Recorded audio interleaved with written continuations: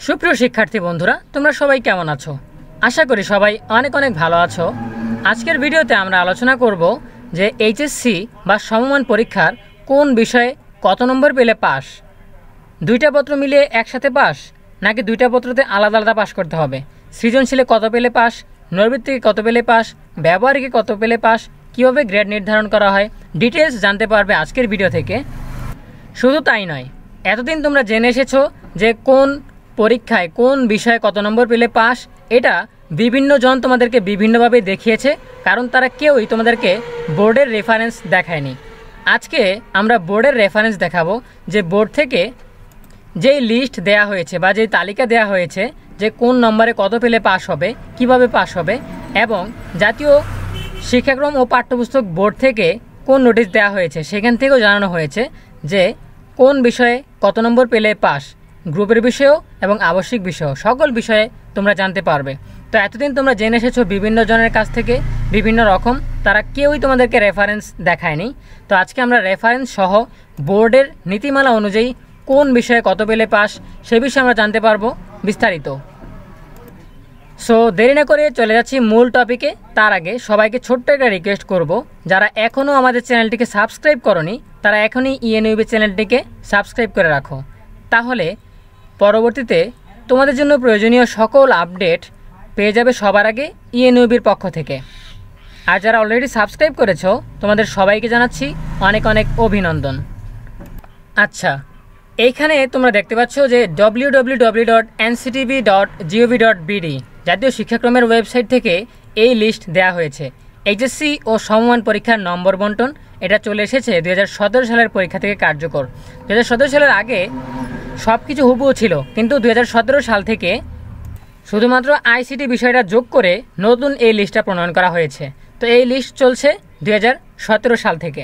তো এইখানে তোমরা দেখতে পাচ্ছ বাংলার প্রথম পত্রতে সৃজনশীলের পরীক্ষা হবে 70, এমসিকিউর পরীক্ষা হবে 30, এই টোটাল 100। এর মধ্যে সিকিউতে পাস করতে হবে, অর্থাৎ সৃজনশীলে পাস করতে হবে 23 নম্বর, তারপর এমসিকিউতে পাস করতে হবে কমপক্ষে 10 নম্বর পেয়ে। তারপর এখানে দেখা যাচ্ছে বাংলা দ্বিতীয় পত্র, বাংলা দ্বিতীয় পত্রতে 100 নম্বরের পরীক্ষা হবে, সেখান থেকে আলাদা সিকিউ পাস করতে হবে 33। তো আমরা দেখতে পাচ্ছি যে বাংলা প্রথম পত্রের সিকিউ আলাদা পাস করতে হবে, বাংলা দ্বিতীয় পত্রের সিকিউ আলাদা পাস করতে হবে। তো অনেকেই এই লিস্ট ধরে সবাইকে জানাচ্ছে যে বাংলা দুই পত্রে আলাদা আলাদা পাস করতে হবে, এবং একজনের কাছ থেকে শুনে আরেকজনে বলছে, আরেকজনের কাছ থেকে শুনে আরেকজনে বলছে, এভাবেই চলে আসছে। কিন্তু এই তালিকাটা কারো কাছে নেই, ঠিক আছে? এই জন্য তোমাদেরকে কেউ রেফারেন্স দেখাতে পারছে না। এখন তোমাদেরকে আমি ভিন্ন রকম একটা জিনিস দেখাচ্ছি। এইটা হচ্ছে সিলেট বোর্ডের 2022 সালের একটা শিক্ষার্থীর মার্কশিট।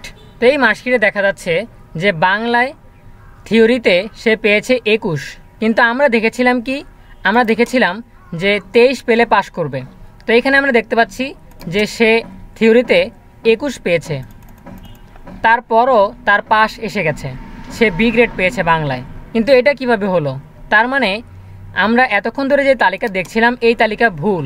তাহলে সত্য কোন তালিকা সেটাই আমরা অনুসন্ধান করে বের করেছি।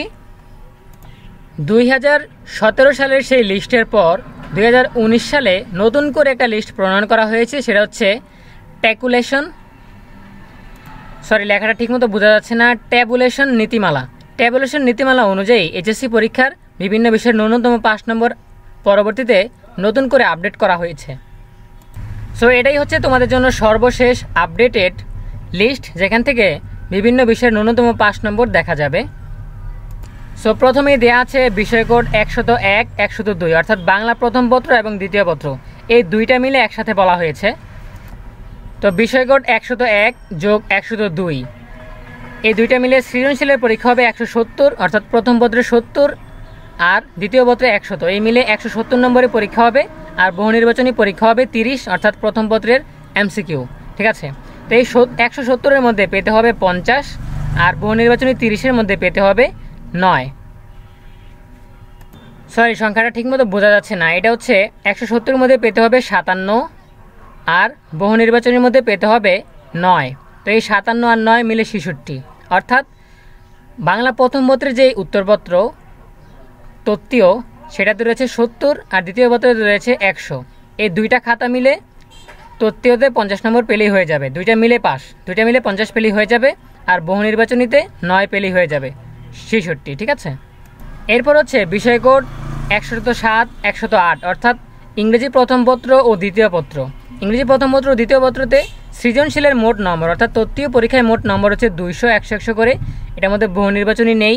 তো এই মোট যেই 200 নম্বরের পরীক্ষা হবে, এই 200-র মধ্যে 66 পেলেই পাস, ঠিক আছে। এই ইংরেজি প্রথম পত্র ও দ্বিতীয় পত্র মিলে 66 পেলেই পাস।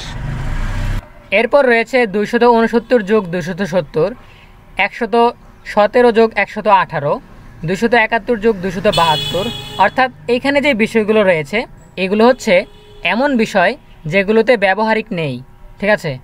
যেগুলোতে ব্যবহারিক নেই এমন বিষয়ের প্রথম পত্র ও দ্বিতীয় পত্র মিলে বলা হয়েছে যে সৃজনশীল 70, 70, 140 নম্বরের পরীক্ষা হবে আর বহু নির্বাচনী 30, 30, 60 নম্বরের পরীক্ষা হবে। এই 140-এর মধ্যে দুইটা মিলিয়ে 38 পেলেই পাস, ঠিক আছে। আবার বহু নির্বাচনী দুইটা মিলে 60-এর মধ্যে দুইটা মিলিয়ে 18 পেলেই পাস, ঠিক আছে।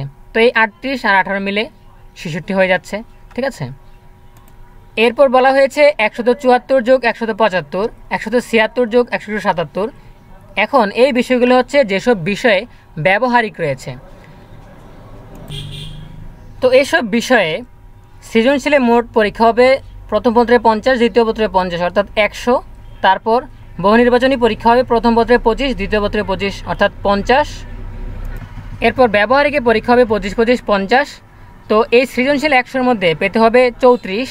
তারপর এই বহু নির্বাচনী 50-এর মধ্যে দুইটা মিলিয়ে পেতে হবে 16। তারপর দুইটা ব্যবহারিক 50 থেকে পেতে হবে দুইটা মিলিয়ে 16, ঠিক আছে। এই 66 পেলেই পাস হয়ে যাবে। এরপর সবশেষে রয়েছে 275 বিষয় কোড, যেটা হচ্ছে আইসিটি।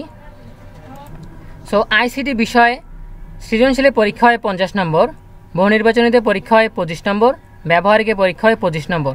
এখন সৃজনশীলে 50 থেকে 17 পেলেই হয়ে যাচ্ছে। তারপর বহু নির্বাচনী 25 থেকে 8 পেলেই হয়ে যাচ্ছে। তারপর ব্যবহারিক থেকে 8 পেলেই হয়ে যাচ্ছে, ঠিক আছে। এই তিনটাতে আলাদা আলাদা পাস করতে হবে, টোটাল 33 হয়ে গেলেই হবে, ঠিক আছে। সো এবার যেহেতু পরীক্ষার মান বন্টন চেঞ্জ করা হয়েছে আইসিটির জন্য, তো সৃজনশীলের পরীক্ষা হচ্ছে 30, 30 থেকে 10 পেলেই হয়ে যাবে। বহু নির্বাচনী পরীক্ষা হচ্ছে 20, এর মধ্যে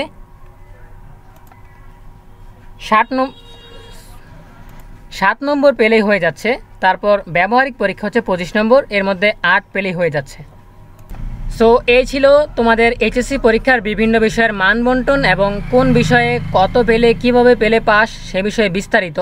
এরপরও যদি তোমাদের কোনো কমেন্ট থাকে বা মন্তব্য থাকে অবশ্যই কমেন্টে জানাতে পারো, কিংবা প্রশ্ন থাকলেও করতে পারো কমেন্টে। আশা করি তোমাদের সকল কনফিউশন এবং সকল ভুল ভ্রান্তিগুলো দূর হয়েছে। সো আমরা তোমাদেরকে বোর্ড থেকে, শিক্ষা বোর্ড থেকে সরাসরি রেফারেন্স দিয়ে দেখিয়ে দিলাম। এখানে দিনাজপুর বোর্ড থেকে এটি প্রকাশ করা হয়েছে, তবে সকল বোর্ডের জন্যই প্রযোজ্য। তো এতদিন ধরে তোমরা বিভিন্নভাবে জেনে এসেছো বিভিন্ন জনের কাছ থেকে, কিন্তু কেউই তোমাদেরকে সরাসরি বোর্ডের রেফারেন্স দিয়ে দেখায়নি। তো যেহেতু আমরা 100% নিশ্চিত হয়ে তোমাদেরকে তথ্যটা জানিয়েছি শিক্ষা বোর্ডের অফিসিয়াল ওয়েবসাইট থেকে, এটাই হচ্ছে সর্বশেষ ট্যাবুলেশন নীতিমালা অনুযায়ী এইচএসসি পরীক্ষার বিভিন্ন বিষয়ের ন্যূনতম 5 নম্বর। তো যেহেতু আমরা 100% সঠিক তথ্যটাই তোমাদেরকে দিয়েছি, তাই তোমাদের বন্ধুদের মাঝে ভিডিওটা শেয়ার করতে পারো, যাতে সকলেই কনফিউশন দূর করে নিশ্চিত তথ্যটা জেনে নিতে পারে। সো দেখা হবে পরবর্তী ভিডিওতে নতুন কোনো আপডেট নিয়ে। সেই পর্যন্ত সবাই ভালো থাকো, সুস্থ থাকো, সেই প্রত্যাশা করছি। সকলের জন্য রইল অনেক অনেক শুভকামনা। ধন্যবাদ সবাইকে।